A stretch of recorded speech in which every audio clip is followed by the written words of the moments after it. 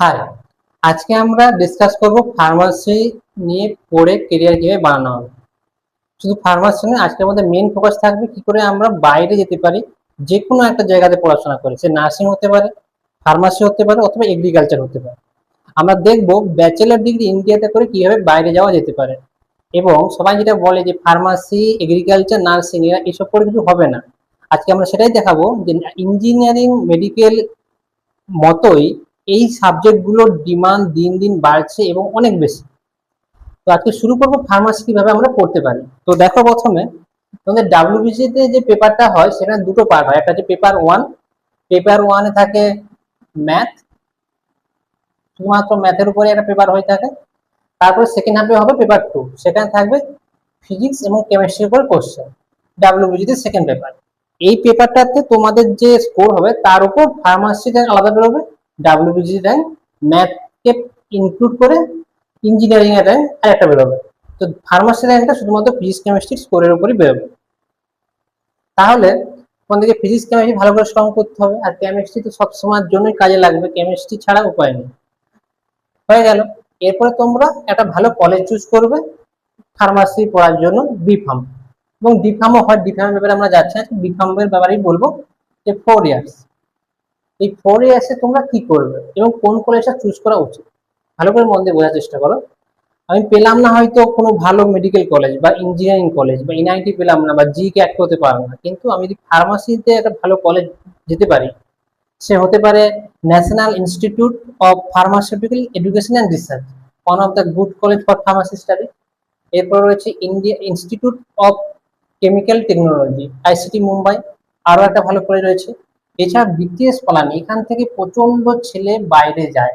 এটা একটা মনে হয় প্রাইভেট, মেবি প্রাইভেট কলেজ। এখান থেকে প্রচন্ড ছেলে মেয়ে ম্যানেজমেন্ট থেকে বিভিন্ন জায়গায় যারা পড়াশোনা করে বিভিন্ন স্ট্রিমে, তারা কিন্তু প্রচন্ড পরিমাণে বাইরে যায় এই কলেজ থেকে। এছাড়া রয়েছে Manipal college for pharmaceutical studies, JSS রয়েছে। এছাড়া পাঞ্জাব ইউনিভার্সিটি রয়েছে। এই যে কলেজগুলো রয়েছে, এই কলেজগুলো হচ্ছে ইম্পর্টেন্ট। ওয়েস্ট বেঙ্গলে যে কলেজগুলো রয়েছে, না পড়াই ভালো। প্রথম কথা, না পড়াই ভালো, কারণ একে কেউ চেনে না। আর এখান থেকে যারা পড়ে আর করে তারাই বেকার ঘরে, আর তারাই একটা ইমেজ তৈরি করে যে জব সোসাইটিতে জব, মানে মার্কেটে জব নেই, বা এই ফার্মাসি। বুঝতে পারলে?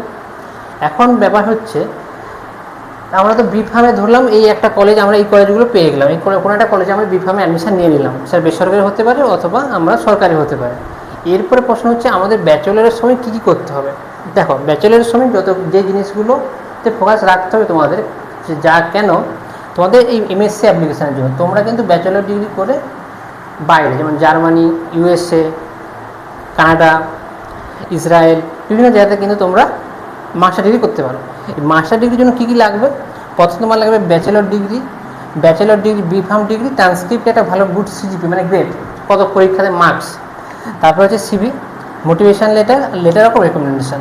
লেটার অফ রেকমেন্ডেশন হচ্ছে তোমার কোনো প্রফেসর তোমাকে রেকমেন্ড করবে যে হ্যাঁ, এই স্টুডেন্টটা আমার ক্লাসে বা আমার কলেজে one of the good student, এবং সেই ইন্টারেস্ট মাস্টার্স স্টাডি করার জন্য, তার জন্য তাকে আমি রেকমেন্ড করছি। এরপর হচ্ছে ইংলিশ প্রফিসিয়েন্সি টেস্ট, আমরা আগের দিনও বলেছি ইংলিশ প্রফিসিয়েন্সি টেস্ট লাগবে, কারণ মাস্টার করতে গেলে সেখানে ইংলিশ এবং জার্মানির ক্ষেত্রে জার্মান ল্যাঙ্গুয়েজটা লাগে। এরপর আমি এটা বলতে চাইছি যে ফার্মাসি পড়ে শুধুমাত্র মেডিকেল স্টোর খুলবো বা এখানে ওখানে ওষুধ দোকানে কাজ করবো, এটা ভুল ধারণা। যারা এসব বলে তারা জানে না। তো যারা জানে না তাদেরকে সাইডে রেখে দাও, নতুন করে জেনে নাও। ফার্মাসি করে তুমি বি ফার্ম করার পরে এমএসসি করতে পারবে, এবং এমএসসি করার পরে তুমি ফার্দার R&D রিসার্চে যেতে পারবে, সায়েন্টিস্টও হতে পারবে। তাই তোমাকে কী করতে হবে? মাস্টার্স করতে হবে। এই মাস্টার্সের জন্য আমরা বললাম এই জিনিসগুলো ইম্পর্টেন্ট। আর যেগুলো ইম্পর্টেন্ট, যেগুলো ব্যাচেলার করতে করতে তোমাদেরকে কালেক্ট করতে হবে, মানে তোমাদের সিভিতে অ্যাড করতে হবে, যেগুলো পড়াশোনা করেই করতে হবে। প্রথমে হচ্ছে তোমাদেরকে কী করতে হবে? ইন্টার্নশিপ করতে হবে। তো ইন্টার্নশিপ করতে হবে, বড় বড় ফার্মা ইন্ডাস্ট্রিতে গিয়ে সেখানে ইন্টার্নশিপ করতে হবে, সেখান থেকে তুমি একটা এক্সপিরিয়েন্স লেটার এবং সার্টিফিকেট পাবে। তারপর হচ্ছে ল্যাবরেটরি এক্সপিরিয়েন্স।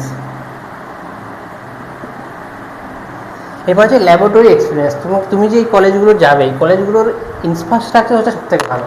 ওয়েস্ট বেঙ্গলের কলেজে থাকতে এইসব কলেজ হচ্ছে রিনাউন্ড, কারণ এদের ইনফ্রাস্ট্রাকচার ভালো, তার জন্য এই কলেজগুলোতে যেতে হবে। তাহলে ল্যাবরেটরি একটা ভালো এক্সপিরিয়েন্স পাবে। এবং তোমাকে যখন এমএসসি যখন তুমি অ্যাপ্লাই করবে, তখন তারা জানে যে এই কলেজগুলোতে ইনফ্রাস্ট্রাকচার ভালো, তারা এই খবর তাদের কাছে থাকে।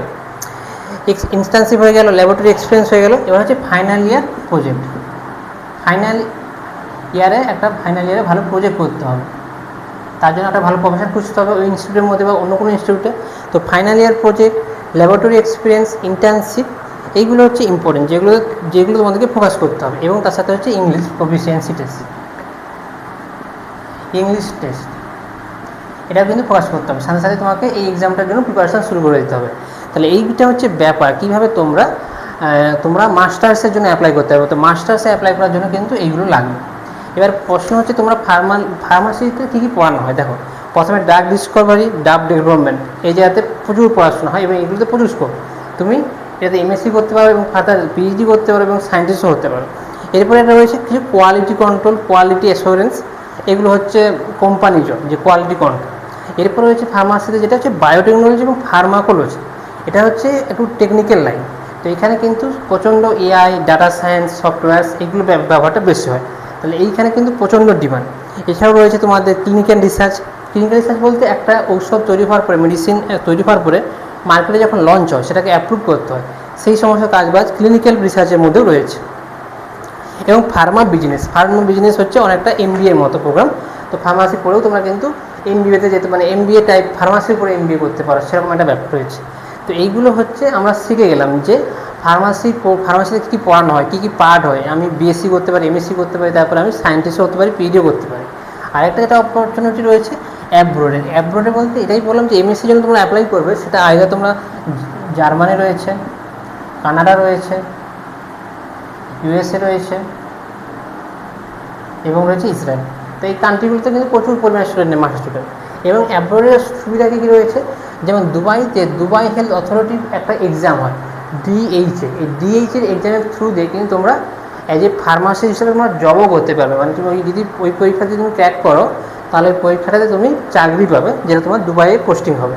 এছাড়া তোমার অনেক গভর্নমেন্টের জব রয়েছে, যেমন ফার্মাসি, অ্যাজ এ ফার্মাসিস্ট তোমাকে নেওয়া হবে, রেলওয়েতে নেওয়া হবে, আর্মিতে নেওয়া হবে এবং ড্রাগ ইন্সপেক্টর হিসেবেও নেওয়া হবে। আর্মিতে বলতে বিভিন্ন জায়গায় যে আমাদের আর্মি ক্যাম্পগুলো রয়েছে সেখানে ফার্মাসিস্টের প্রয়োজন হয়, এবং তোমাদের রেলওয়েতে সেখানে ফার্মাসিস্টের প্রয়োজন হয়। তার জন্যই বলছি এই সাবজেক্টটা একটা শুধু সাবজেক্ট নয়। আর যারা জানে না তারা বলে যে ইঞ্জিনিয়ারিং পড়া ভালো, ফার্মাসি বা এগ্রিকালচার, নার্সিং পড়ে কোনো লাভ নেই। অবশ্যই লাভ হবে না যদি তুমি সঠিকভাবে না পড়ো। তার জন্য সঠিক গাইডেন্সটা ফলো করা উচিত।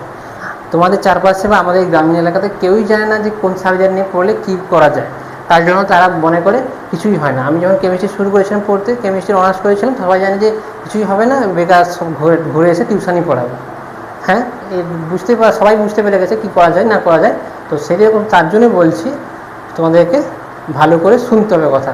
তো আমরা পরের দিন নার্সিংয়ে বলবো যে বিএসসি নার্সিংয়ের ডিমান্ড কোথায় কোথায়। অস্ট্রেলিয়া, সিঙ্গাপুর, কানাডা, ইউএসএ, এখানে সব জায়গাতে বিএসসি নার্স, মানে অ্যাজ এ সার্টিফাইড নার্স, তাদের ডিমান্ড অত্যন্ত বেশি। তো পরের দিন আমরা ডিসকাস করবো নার্সিং নিয়ে।